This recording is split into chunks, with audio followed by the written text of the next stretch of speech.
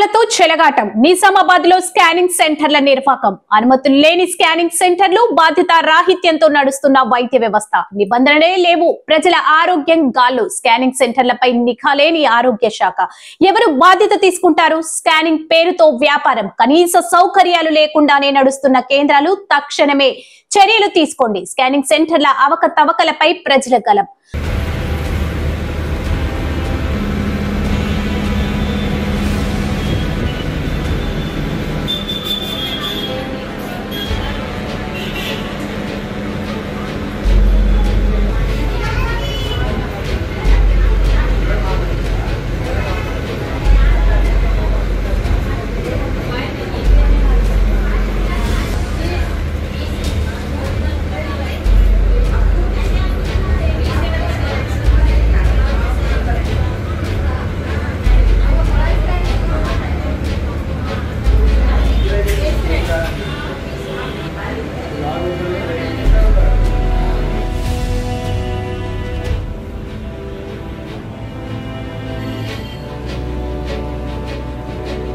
అనుమతులు లేని స్కానింగ్ కేంద్రాలు ఎక్కడైనా చూసారా భద్రతా ప్రమాణాలు లేవు కనీస పారిశుద్ధ్యం లేదు నివాస గృహాల్లోని స్కానింగ్ కేంద్రాలు సరైన వైద్య సిబ్బంది లేని పరిస్థితి ఇటువంటి కేంద్రాల ద్వారా ప్రజలు ఆరోగ్య సమస్యలు ఎదుర్కొంటున్నారు ప్రజల ఆరోగ్యాన్ని పట్టించుకొని యాజమాన్యాలపై తక్షణ చర్యలు అవసరం జిల్లా ఆరోగ్య శాఖ అధికారులు నిఘా క్రమశిక్షణ లోపం వల్లే ఈ దుస్థితి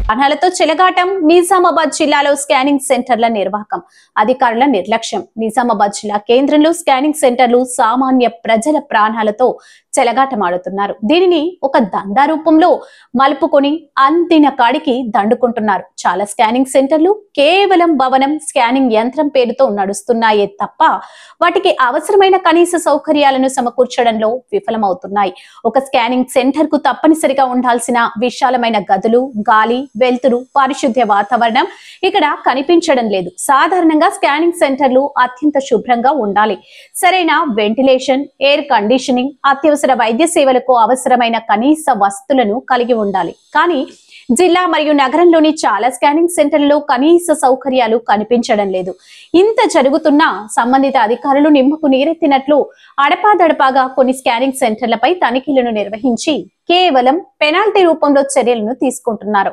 దీన్ని ఆసరాగా చేసుకుని స్కానింగ్ సెంటర్లు యాజమాన్యం తమకు ఇష్టం వచ్చినట్టుగా వ్యవహరిస్తున్నారు మరికొన్ని చోట్ల ఎలాంటి ప్రభుత్వ అనుమతులు పొందకుండా నివాస యోగ్యంగా లేని ఇళ్లను అద్దెకు తీసుకుని అందులో స్కానింగ్ సెంటర్ ను ఏర్పాటు చేసి సామాన్య ప్రజలు ఆరోగ్యంతో చెలగాటమాడుతూ అందిన కాడికి దండుకుంటున్నారు ఇలాంటి స్కానింగ్ సెంటర్లపై జిల్లా వైద్య మరి ఆరోగ్య శాఖ అధికారులు తక్షణమే చర్యలు తీసుకోవాలని సామాన్య ప్రజలు కోరుకుంటున్నారు ఇదిలా ఉంటే అధికారులు మాత్రం ఖచ్చితంగా అన్ని ప్రభుత్వ అనుమతులతోనే స్కానింగ్ సెంటర్ నిర్వహణ ఉండాలి కాదంటే చట్టరీత్యా చర్యలు తప్పవు డాక్టర్ రాజశ్రీ జిల్లా ఆరోగ్య శాఖ అధికారి తెలియజేశారు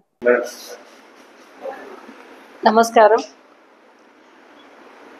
నిజామాబాద్ జిల్లాలో మనకు 128 స్కానింగ్ సెంటర్స్ ఉన్నాయి Nizamabad division Armoor division and బోధ డివిజన్లో అన్ని కలిపేసి 128 ఉన్నాయి ఇప్పుడు ఈ స్కాన్ సెంటర్స్ను మానిటర్ చేయడానికి మనకు డిప్యూటీ డిఎంహెచ్ఎస్ ముగ్గురికి అండ్ ప్రోగ్రామ్ ఆఫీసర్కి ఆథరైజేషన్ ఉంది సో వాళ్ళు ఇన్స్పెక్షన్ చేయడం జరుగుతుంది సో ఇప్పుడు స్కానింగ్ సెంటర్కి అప్లై చేసుకున్నాక మనకు డాక్టర్ క్వాలిఫికేషను మనకు గైనకాలజిస్టు లేదా రేడియాలజిస్టు వాళ్ళకి మనం స్కానింగ్కి పర్మిషన్ ఇస్తాము అట్లాగే కార్డియాలజిస్ట్ ఉన్న దగ్గర 2D ఎకో చేయడానికి అట్లాగే ఆఫ్థాల్మాలజిస్టులకి బీ స్కాన్ అట్లాంటివి చేయడానికి ఇట్లా వాళ్ళకి పర్మిషన్ ఉంటుంది. ప్రతిదీ కూడా మన దగ్గర రిజిస్టర్ అయ్యి ఉండాలి. స్కాన్ సెంటర్స్ అన్నీ కూడా మనకు క్లినికల్ ఎస్టాబ్లిష్మెంట్లో రిజిస్టర్ చేయాలి. అట్లాగే స్కాన్ సెంటర్ వాళ్ళ దగ్గర మిషన్స్ రిజిస్టర్ చేయాలి. డాక్టర్స్ కూడా రిజిస్టర్ అవ్వాలి. ఎవరైతే స్కాన్ చేస్తున్నారో వాళ్ళ దగ్గర నుంచి అఫిడవిట్, డిక్లరేషన్ ఎవ్రీథింగ్ మేము తీసుకుంటాం. ఇక్కడ ఎట్లా అంటే స్కాన్ సెంటర్లో ఏంటంటే ఇది అన్ఇన్వేజివ్, ఎట్లా అంటే సెక్స్ డిటర్మినేషన్ అయ్యే ఛాన్స్ ఉంటుంది కాబట్టి అది చేయకూడదని చెప్పేసి అని మనము పీసీపీఎన్డిటీ యాక్ట్ 1994 దాని ప్రకారము మనకు కొన్ని చట్టాలు ఉన్నాయన్నమాట. ఏవైతే ఇవి ఉంటాయో రూల్స్ రెగ్యులేషన్స్ పాటించిన వాటికి మనకు తర్వాత ఎఫ్ఐఆర్ చేసేసి మనము సీజ్ చేయడము, తర్వాత పోలీస్ కేసు చేయడము, తర్వాత ఇంప్రిజన్మెంట్ అట్లాంటి పనిష్మెంట్స్ అన్నవి ఉంటాయి వాటికి. సో ఇక్కడ మేజర్గా స్కాన్ సెంటర్స్ ఏవైతే ఉంటాయో రిజిస్టర్డ్ మాత్రమే వాళ్ళు చేయాలి. సపోజ్ కొత్తగా ఎవరైనా డాక్టర్స్ వస్తే వాళ్ళు కూడా ఖచ్చితంగా రిజిస్ట్రేషన్ చేసుకోవాలి. సపోజ్ కొత్తగా ఏమైనా మిషన్ యాడ్ చేస్తే కూడా మాకు ఇంటిమేషన్ ఇచ్చి పర్మిషన్ ఇచ్చి వాళ్ళ తర్వాత యాడ్ చేసుకోవాలి. సపోజ్ ఏదైనా ఎక్స్రే కానీ ఏదన్నా అవి ఉంటే కనుక తీసేస్తున్నారు వాళ్ళు అది కండెమ్ చేస్తున్నారంటే కూడా మాకు ఇంటిమేషన్ ఇచ్చేసి వాళ్ళు కండెమ్ చేసుకోవాలి పొల్యూషన్ కంట్రోల్కి. సో ఈ రకంగా బైబ్యాక్ చేస్తున్నారా లేకపోతే పొల్యూషన్ అది కండెమ్ చేస్తున్నారా అన్నది మాకు ఇన్ఫర్మేషన్ ఖచ్చితంగా డిస్ట్రిక్ట్ అడ్మినిస్ట్రేషన్కి మనకు ఇంటిమేషన్ ఒక లెటర్ ద్వారా ఇవ్వాలి. ఏ మిషన్ ఎత్తి ఉన్నది, ఎట్లా మానిటర్ చేస్తున్నారా అన్నది ఉండాలి. సో వాళ్ళు వచ్చేసి వాళ్ళము ప్రెగ్నెన్సీ స్కాన్లో మాత్రం ఖచ్చితంగా వాళ్ళు ఏ స్కాన్ చేసినా కూడా వాళ్ళు డేటా మెయింటైన్ చేయాలి. ఆ రోజు నాడు పర్టికులర్ డే నాడు ఎవరు స్కానింగ్ ఎందుకు ఇండికేషన్ ఏంటి, ఏ డాక్టర్ చేస్తున్నారు, ఎవ్రీథింగ్ రిజిస్టర్ అయ్యి రాసుకొని ఉండాలి. ఏ మిషన్లో ఏమేమి స్కాన్ చేస్తున్నారు అన్నది. అట్లాగే ఈ ప్రెగ్నెన్సీ స్కాన్స్కి మాత్రం ఖచ్చితంగా మనకు ఫామ్ ఎఫ్ అన్నది ఉంటుంది. ఆ ఫామ్ ఎఫ్ ఫిలప్ చేయాలి. ఆ ఫామ్ ఎఫ్లో ప్రెగ్నెంట్ ఉమెన్ యొక్క ఇన్ఫర్మేషన్ మొత్తము, తర్వాత అవన్నీ డీటెయిల్స్ ఫిలప్ చేయాలి. తర్వాత అట్లాగే ప్రెగ్నెంట్ ఉమెన్ కన్సెంట్ సంతకం ఉండాలి, లేదా థంబ్ ఇంప్రెషన్ ఉన్న కన్సెంట్ సంతకం అని ఉండాలి. అట్లాగే డాక్టర్ది కూడా సిగ్నేచర్ ఉండాలి ఎవరైతే స్కాన్ చేస్తున్నారో వాళ్ళు. సో ఇండికేషన్ అదైతే స్కాన్ చేయడానికి పర్టికులర్గా ఇండికేషన్ ఉంటేనే స్కాన్ చేయాలి. అంటే ఇండికేషన్ అన్నది స్కానింగ్ చేసే డాక్టరే కనుక పేషెంట్ చూసి నువ్వు ఇందుకోసం నువ్వు స్కాన్ చేసుకోవాలి అన్న ఇండికేషన్తో రాస్తే సెల్ఫ్ రిఫరల్ అవుతుంది. లేదు అంటే గైనకాలజిస్ట్ రాసిన తర్వాత వేరే ఎక్కడన్నా స్కానింగ్కి వెళ్ళినప్పుడు వాళ్ళు రిఫర్ చేయొచ్చు. ఆ పర్టికులర్ ప్రిస్క్రిప్షన్ ప్రకారం ఆ ఇండికేషన్తో వాళ్ళు స్కానింగ్ చేయాల్సి వస్తుంది. ఆ డీటెయిల్స్ అన్నీ కూడా ఫామ్ ఎఫ్లో ఫిలప్ చేయాలి. అట్లాగే రిజిస్టర్లో కూడా మెయింటైన్ చేయాలి ఈ రకంగా.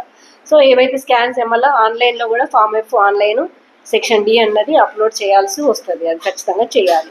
వాళ్ళకి యూజర్ నేమ్, పాస్వర్డ్స్ అవన్నీ ఉంటాయి. ఆ లాగిన్లో వాళ్ళు ఎంటర్ చేయాలి.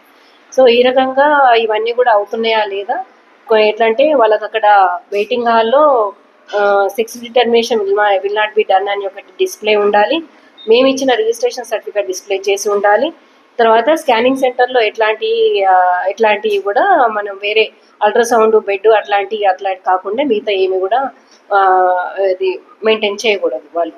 సో ఇది అంతా కూడా డేటా రికార్డ్ మెయింటైన్ చేయాలి, రూల్స్ ఫాలో అవ్వాలి. ఎక్కడ కూడా sex of the baby pregnant అడగకూడదు.